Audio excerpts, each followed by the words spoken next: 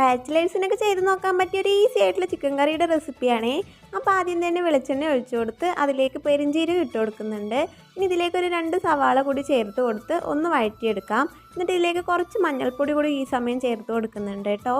എന്നിട്ട് ഇതിലേക്ക് ഒരു തക്കാളിയും ഇഞ്ചി വെളുത്തുള്ളി പേസ്റ്റ് കൂടി ചേർത്ത് കൊടുത്ത് നല്ലോണം ഒന്ന് വഴറ്റിയെടുക്കണം. ഇനി ഇതിലേക്ക് പൊടികളായിട്ട് മല്ലിപ്പൊടി, മുളക് പൊടി, ചിക്കൻ മസാല, ഗരം മസാല എന്നിവ ചേർത്ത് കൊടുത്ത് നല്ലോണം അതിൻ്റെയൊക്കെ പച്ചമണം മാറുന്നവരെ ഒന്ന് വഴറ്റിയെടുക്കുന്നുണ്ട്.